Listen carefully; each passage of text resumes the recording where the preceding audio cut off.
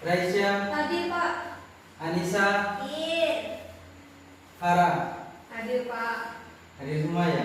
Ya Hadir. Pak. Sebelum saya mulai materi pada hari ini, saya mau bertanya kepada kalian sekaligus mau mengetes apakah kalian masih ingat materi saya minggu lalu. Ada yang tahu? Ketenaga kerjaan Pak. Ketenaga kerjaan. Ya Pak. Baik, sekarang saya akan mengajar apa itu kerjasama internasional. Sebelum saya lanjutkan materi kerjasama internasional ini, saya mau memberi tujuan dari materi kali ini, yaitu adalah untuk kita lebih tahu dan mengenal bagaimana kerjasama antar negara dan negara lain. Contohnya Indonesia dan Singapura, itu tujuannya. Manfaatnya adalah kita akan lebih tahu dan lebih jernih dalam menilai apa itu dan mana itu kerjasama internasional. Materinya sekarang adalah kerjasama internasional.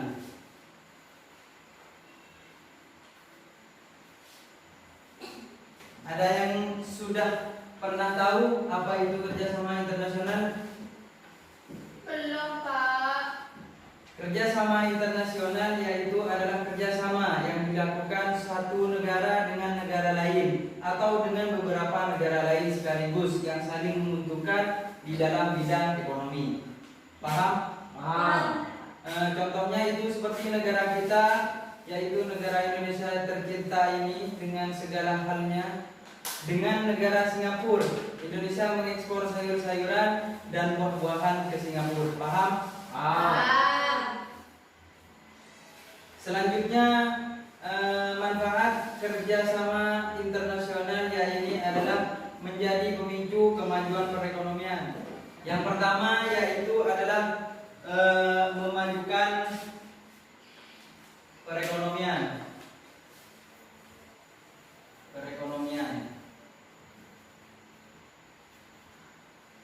Yang kedua adalah semakin banyak barang yang diekspor ke luar negeri, menuntut tenaga kerja untuk meningkatkan kecerdasan, keterampilan, dan kreativitas, meningkatkan banyak hal.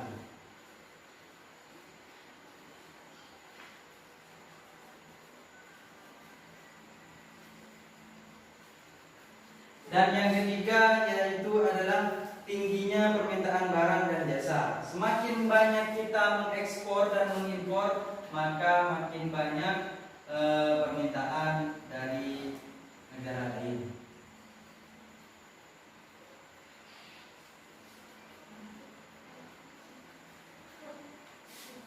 IPS dengan nama sendu.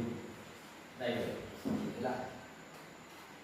Selanjutnya yaitu bentuk-bentuk kerjasama ekonomi internasional. Mungkin saya akan tulis semua karena waktunya sudah mepet. Yang pertama kerjasama ekonomi bilateral, yang kedua ekonomi regional, yang ketiga multilateral, yang keempat kerjasama antar regional, dan kelima kerjasama ekonomi berdasarkan tujuan dan lapangan usaha. Mungkin ini akan saya jelaskan di minggu kemudian. Kerjasama internasional, bentuk dan tujuannya di lapangan yaitu adalah menjadi lembaga-lembaga ekonomi internasional. Yang pertama ASEAN, Association of South Asian Nations. Yang kedua AFTA, ASEAN Free Trade Area. Yang ketiga APEC, Asia Pacific Economic Cooperation. Yang keempat OPEC, Organization of Petroleum Exporting Countries. Yang kelima NAFTA, yaitu adalah North American Free Trade Agreement. Mungkin sampai di sini ada yang belum paham? Paham Pak? Paham Pak Kak. Kalau paham, mungkin saya akan meminta kesimpulannya dari kalian. Ada yang bisa menyimpulkan? Kalau tidak ada pertanyaan dan sampai di sini masih paham, saya akan meminta kesimpulan dari kalian. Silakan apabila ada yang mau memberi kesimpulan. Saya Pak. Ya silakan. Kerjasama internasional.